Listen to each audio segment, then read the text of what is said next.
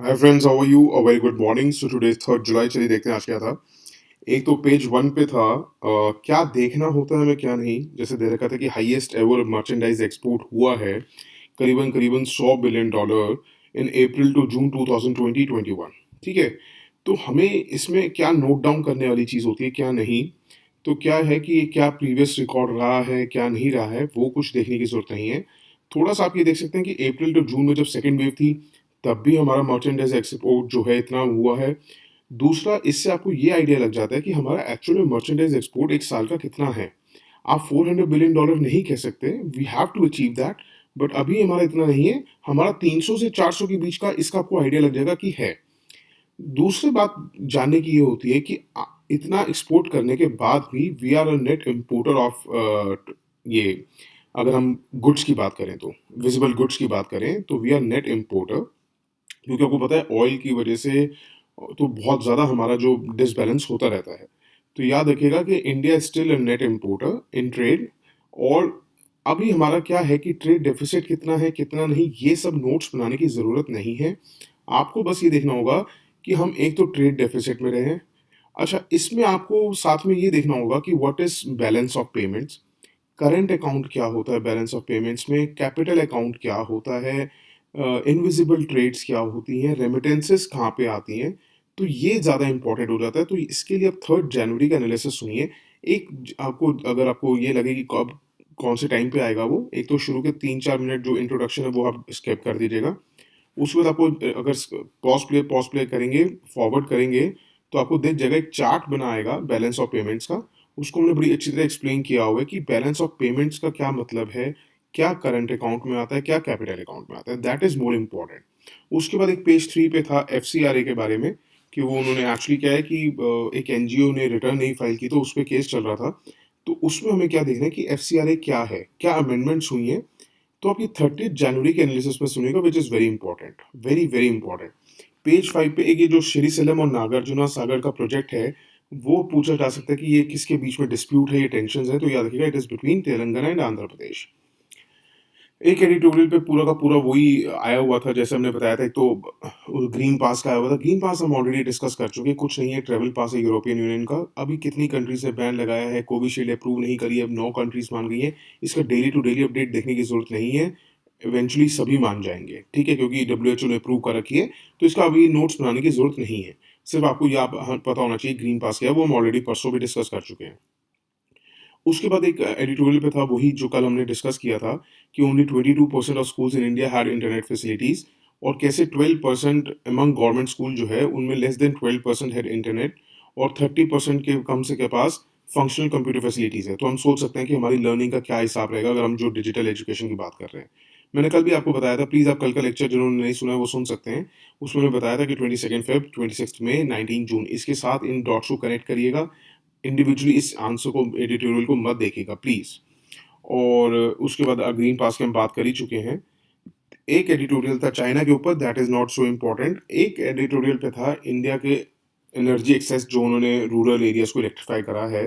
वो कह रहे हैं कि एस्टिमेट्स बताते हैं कि 2010 में जहाँ 55% इलेक्ट्रीफाइड रूरल हाउस होल्ड्स थे अब 96% है।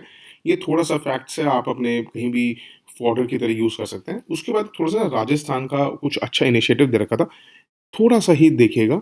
ज़्यादा हमें नहीं लिखना है क्योंकि पर्टिकुलर स्टेट्स के आप एग्जांपल्स इतने ज़्यादा अगर दे देंगे तो बहुत स्टेट्स हैं, आपका लेंदी हो जाएगा आंसर।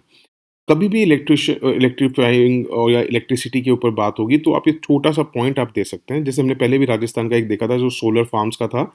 तो वैसे ही आप इसको एक एज एन एग्जाम्पल दे सकते हैं कि राजस्थान इलेक्ट्रिसिटी रेगुलेशन कमीशन ने स्टेट की तीन जो पावर डिस्ट्रीब्यूशन कंपनीज हैं, अब आपको उसकी सिटीज़ मेंशन करने की ज़रूरत नहीं है, कि उनके डिस्ट्रीब्यूशन कंपनी से कहा है कि आप सोलराइज़ करिए जो अनइलेक्ट्रिफाइड पब्लिक स्कूल्स हैं। उससे क्या होगा कि हम इलेक्ट्रीफाई कर पाएँगे almost around 1500 government run schools in the remote parts of the state. उनके ऊपर रूफ टॉप पे सोलर पैनल्स लिए जाएँगे और उससे कम से कम 15 मेगावाट की पावर जनरेट कर पाएँगे। और उन्होंने ये भी सजेस्ट किया है कि आप इंस्टॉल करें बैटरी साथ में, ताकि जो कब जब जो यूज़ नहीं होगी तो हम उस पावर को स्टोर कर सकें। ठीक है।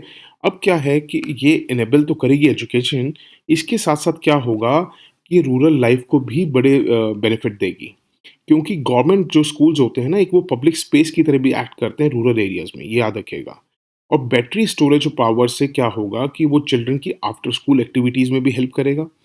दूसरा क्या है कि जो स्कूल्स हैं, अगर उनके पास स्टोरेज होगी, तो वो जो पावर सप्लाई है, वो उनको एक्सटेंड कर सकते हैं किनको मिड डे मील किचन्स को भी कर सकते हैं, टॉयलेट्स में भी कर सकते हैं, जो मोटराइज़्ड वाटर पंप्स हैं, उनको भी कर सकते हैं। सिर्फ़ पंखे और लाइटें चलाने से क्लासरूम में नहीं होगा, इन सब चीज़ों में भी ये हेल्प करेंगे।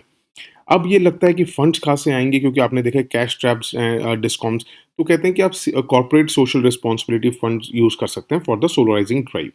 अब क्या है कि उसके बाद बहुत डिटेल में हमने सारा पूरा लेक्चर देखा, पूरा वो पढ़ा है आर्टिकल। इतना जितना हमने दिया ना सिर्फ़ उतना ही लिखिएगा, क्योंकि आप कोई राजस्थान का पर्टिकुलर एग्ज़ाम नहीं देने जा रहे हैं, आपने देना है यूपीएससी का। तो कहीं भी अगर इलेक्ट्रिसिटी की बात होगी तो आप एग्ज़ाम्पल दे सकते हैं कि इस स्टेट ने ये कदम उठाया है, तो बाकी स्टेट्स इससे क्या सीख सकती हैं। तो उसको उतना ही रखिएगा कंसाइज़ फॉर्म में जितना अच्छा लगे। उस पे देख पेज 14 पे था, इंटरनेशनल पेज पे अगर आपको लग रहा हो कि यूएस का वो सारा, एक तो फांसी वाली, वो फांसी का नहीं, वहाँ पे तो इंजेक्शंस दिया जाता है, तो कैपिटल पनिशमेंट वो बात देखने की ज़रूरत नहीं है। क्या अफ़गान को छोड़ के, क्या हम ऑलरेडी यूएस अफ़गान के इश्यूज़ कई बार देख चुके हैं। कई बार हमने आपको रेफ़र करा है कि इस लेक्चर्स को सुन लीजिए, उसके बाद बार-बार, बार-बार देखने की ज़रूरत नहीं है। और भी अगर आपको कुछ इम्पोर्टेंट लग रहा हो तो ऐसा कुछ नहीं है, जो भी आप अगर पढ़ना चाहें आप पढ़ सकते हैं, आपकी इच्छा है, बट नोट्स वही बनाइएगा जो हम बना के दे रहे हैं। पेज 14 पे एक इंडिया का कंसेंसस की बात हो रही थी, तो ग्लोबल मिनिमम टैक्स रेट ये बहुत इंपॉर्टेंट हो जाता है इस बार प्रीलिम्स और मेंस के लिए। उसके साथ-साथ आपको जानना चाहिए what is base erosion and profit sharing, global minimum corporate tax rate क्या है, क्या नहीं? ये आप 27 अप्रैल के एनालिसिस सुनिएगा, बहुत इंपॉर्टेंट है। उसके बाद एक पेज 14 पे था कि फॉरेन एक्सचेंज रिज़र्व्स हमारे बढ़ गए हैं। अब फॉरेन एक्सचेंज रिज़र्व्स में क्या-क्या आता है, कैसा-कैसा होता है, वो आप 2 जनवरी के एनालिसिस में सुनिएगा, आपको सारे डाउट्स क्लियर हो जाएँगे।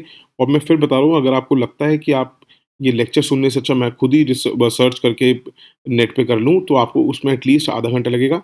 इनमें आपने कुछ नहीं करना है, हमारी प्लेलिस्ट क्रिएटेड है, आप उसमें जाइए, डेट पे जाइए, आपको हार्डली मेरे ख़्याल से मैं आपको गारंटी दे सकता हूँ 1 या 2 मिनट पर लेक्चर लगेगा, ठीक है? अगर आपने सिर्फ़ वही टॉपिक सुनना है। पूरा सुनना चाहें आप देख सकते हैं, आपकी इच्छा है, बट मैं आपको फिर वही कह रहा हूँ, आपसे रिक्वेस्ट है मेरी, देखिए बहुत इम्पोर्टेंट है ये लेक्चर्स, बहुत मेहनत से हम लोग बना रहे हैं। 4-4 आदमियों को दिमाग लगता है इसमें, तो कहीं भी इसमें डाइसी मत होइएगा और अपनी मेहनत से इसको अच्छी तरह नोट्स बनाइए। जो-जो हम नोट्स ही बना के दे रहे हैं, वो बनाइए, उसको रिवाइज़ करिए, आपके लिए बहुत मोर देन सफिशिएंट रहेगा, ठीक है? That's it for today, thank you so much, have a good day, bye, take care.